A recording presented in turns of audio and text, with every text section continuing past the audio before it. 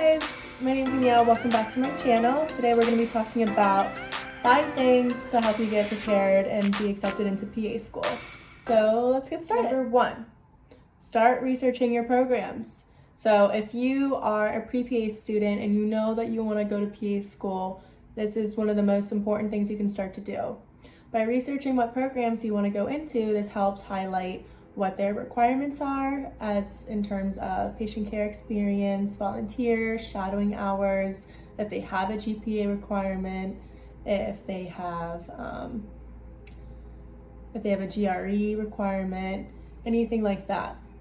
So it's really important to start researching what programs you like so you can see what they require and see if you at least meet those minimum requirements, and if you don't, what areas you need to start working on to get you there. Number 2, it's just as or more important than number 1. It's making sure you have all of your prereqs either done or plan to be in progress.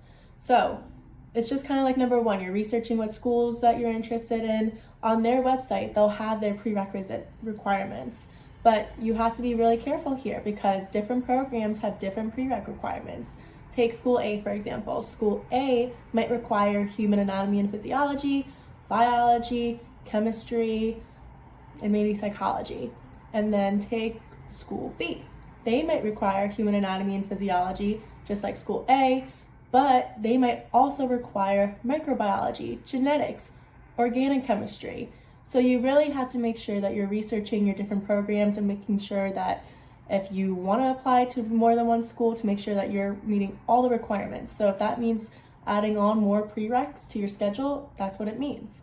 So really sit yourself down and figure out if you want to be applying to a lot of schools, to a handful, and then see how you go from there.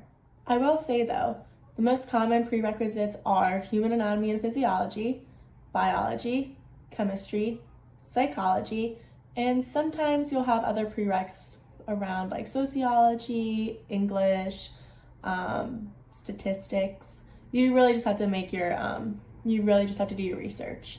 So, but those are the more common ones. So at least know to have those already on your schedule or already finished. Number 3, getting your patient care experience. This is somewhat hard to do while you're in college. I know plenty of people do it, and I did it, but that doesn't mean that everyone can do it if they don't have, flexible schedules, if they don't have any time, if they have a really heavy schedule with a lot of classes. You don't want to add on more to your plate and then do bad in your prerequisite classes and get a bad grade. So when you have time in your schedule to add on more work, sign up for a patient care experience job. Some examples of these type of jobs are becoming a medical assistant, a certified nursing assistant, a medical scribe, medical volunteer. Some people do ER tech work. Any kind of tech work can sometimes count as patient care experience. You just really have to research your programs and make sure they accept it, because some programs accept different kind of patient care experiences. But there's a ton of different type of jobs that can give you patient care experience. I'll highlight that more in another video, but start as early as you can. A lot of schools require 1,000 or more hours of patient care experience. So like I said, if you don't start early and you try and do it all at once, it's going to take a while. That's why it's very common to do a gap year. A lot of people graduate and then that whole year off before applying to PA school, they work patient care job and they rack up a ton of hours, and then that's what they apply with. I started getting my patient care experience when I was a junior in college. I started by medical volunteering at different nonprofit sites. And then I started applying to medical assistant jobs, and I worked as a medical assistant for 3 different practices, which ultimately, got my hours up. But that's another crucial part of your application. Some schools, it's a limited amount, but some schools don't require patient care experience. But like I said, it's only maybe a handful. The majority do require it. And there's also different requirements of the amount of hours. Some schools might only require like 500, some might be 1,000. While you have others that are 2,000 plus. And you want to make yourself as competitive as possible, so you want to make sure you're getting as many hours as possible. Number 4, be well-rounded. This might seem like a completely obvious answer, but it's so important.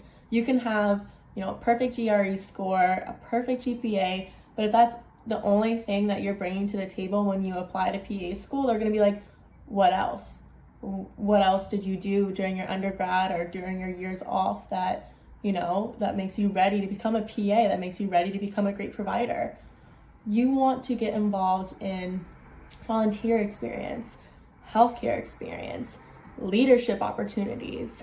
You want to just be more involved. So volunteer experience, maybe look into volunteer programs or nonprofit organizations near your college or where you live or reside at. There are tons of nonprofit organizations around you that you might not even be aware of, and they are always accepting volunteers. Same with hospitals. Hospitals have a lot of volunteer programs that you might not be aware of. Look at their website, see if they have one. They don't explicitly say it on their website, contact them. You can only get an answer if you start asking. Healthcare experience. So while it is important to have a lot of patient care experience, you should also have some healthcare as well. Healthcare experience means anything that's not hands-on patient care. So you're not directly taking care of a patient. You might be doing front office work with more like administrative tasks or reception work, but this also helps you collaborate with other people, helps with your communication and social skills, and that's very important too. And then another thing, like leadership distinction. Start getting involved in your campus's organizations or clubs. That's huge. If you want to become, on the executive board in those clubs, that's also so impactful. This shows that you are a team leader, but you also work as a team player, that you motivate others, that you're a mentor to many people, that you are a leader. People look up to you and you lead with distinction. So do that. Start getting involved, and if you want to be on an executive board, try it out. Number 5. So the last thing is, I wonder if people already guessed it, but it is your personal statement. Your personal statement can make or break your application. For many people, it's a way to describe anything that was weak in your application. So for me, in my personal statement, I had received a couple C's in my undergrad for a specific reason, and I had a couple hardships during my undergrad year that I wanted to address for why I had those bad grades. So my personal statement was a way for me to, address those weak parts of my application and state what I learned from that experience, how it will make me a better provider one day. I also went into asking myself, why I wanted to become a PA. What experiences led me to this profession? What do I think I want to embody as a PA and advocate for as a future provider? These are good questions to ask yourself, and then that creates a good, discussion board where you can start jotting down your ideas and start drafting it into, a professional essay.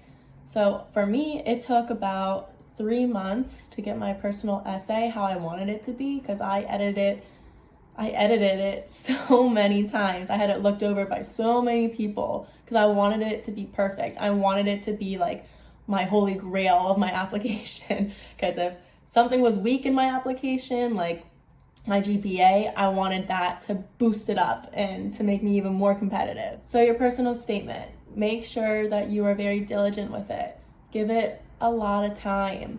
If you are applying this cycle, so the 2022 to 2023 cycle, and you haven't started your personal statement yet, get on it. Please get on it and make sure that you are editing it and making sure that people are reading it over. Don't be the only proofreader of your personal statement. Make sure other eyes are on that paper. You want as much feedback as you can possibly get. And answer those questions like I had asked. Make sure you are addressing the PA profession, why you want to become a PA, what you learned in your experiences on your path to become a PA. And make sure you're talking about you. Don't be talking about other people in it.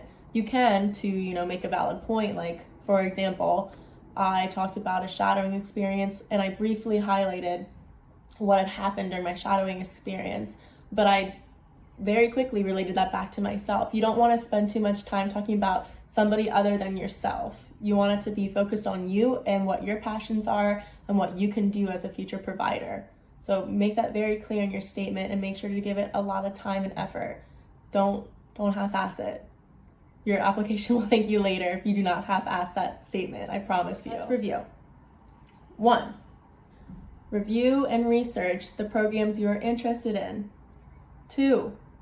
Make a list of the prereqs you have to have in order to apply to your PA programs. Number 3, get that patient care experience. Number 4, get involved, volunteer experience, leadership experience, healthcare experience. Any way that you can make yourself a better, well-rounded individual, do it. And number 5, make sure you spend some time on your personal statement to make it the best essay you have ever wrote. I promise you will thank yourself later for all the minutes you have put into that essay. I promise you. If you have any more questions, drop them down in the comments below. Be sure to like this video, and I will see you guys next time. Thanks.